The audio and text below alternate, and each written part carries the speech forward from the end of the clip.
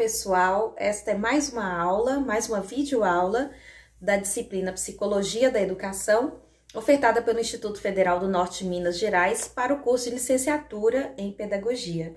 Meu nome é Verônica de Melo Sacramento e hoje nós vamos tratar um pouquinho a respeito do behaviorismo, que é mais uma corrente teórica relativa à psicologia da educação. Bom, antes exatamente de falar do behaviorismo, eu quero lembrar a vocês da importância de que os nossos conhecimentos eles não fiquem estagnados num único tipo de teoria e mais ainda, que as nossas leituras sejam muito amplas para que a gente não tome partido dizendo que uma teoria é melhor ou pior do que a outra. O fato que nós temos que perceber nesse primeiro encontro com a psicologia da educação é que todas as teorias, todas as discussões, as fundamentações relativas à psicologia e mais especificamente à psicologia da educação, elas fazem parte de uma coleção de ideias, de práticas, de fundamentos que vão nos ajudar a tomar decisões, a fazer escolhas e a aprender um pouco mais nos dias atuais. Então, a psicologia não é apenas uma unidade, nós temos psicologias, nós temos várias teorias. E o behaviorismo, muito provavelmente, quando vocês buscarem alguns textos, alguns materiais na internet, é muito provável que se encontre algumas leituras em que o behaviorismo possa ser, de alguma maneira, incompreendido ou de alguma maneira um pouco superficial.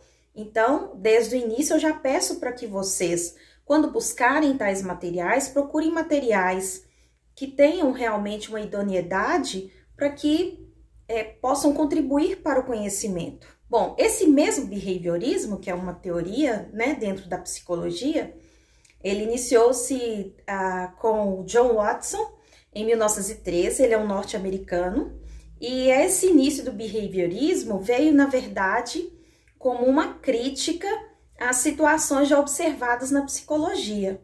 O que o Watson, na verdade, queria é que a psicologia ela pudesse ser realmente uma ciência aplicada, uma ciência que pudesse ser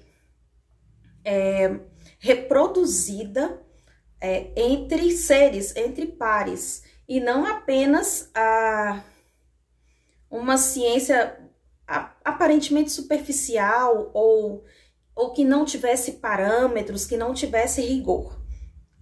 Bom, o behaviorismo, então, já falei, a palavra rigor, ele surge dessa necessidade de se ter respostas, mas que se tenham respostas psicológicas de maneira fundamentada, de maneira científica. Por isso, essa situação aí relacionada ao rigor.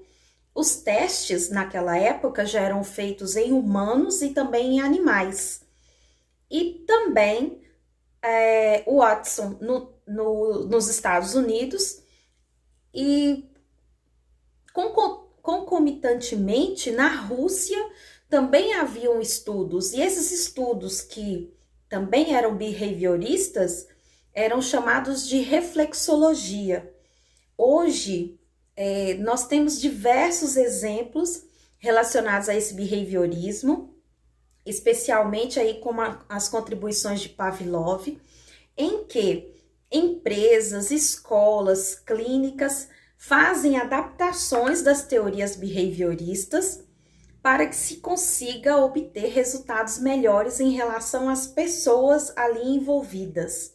A reflexologia, por exemplo, nós podemos observar em situações muito simples, como é o caso do adestramento de animais.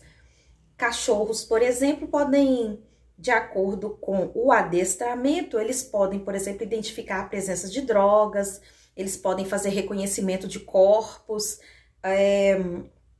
No caso, cavalos podem ser utilizados para para tratamentos, né, de pessoas com algum tipo de deficiência.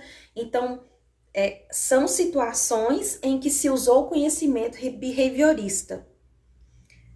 Watson, Pavlov e outros estudiosos, eles são encaixados no chamado behaviorismo clássico, que é aquele behaviorismo que ficou preocupado em transformar realmente a psicologia em uma ciência aplicada.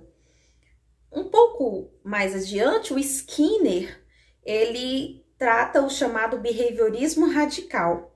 Esse behaviorismo radical é bastante interessante. Nós teremos contato exatamente com ele na próxima aula, mas fica aí algumas questões que ele levantava, que era a questão do que eram questões relativas ao comportamento humano. É possível a ciência do comportamento? O que é o comportamento? O comportamento pode ser pré-determinado? Então, são questões que até hoje nos instigam e a gente vai ter a oportunidade de ver um pouquinho mais na próxima aula. Obrigada!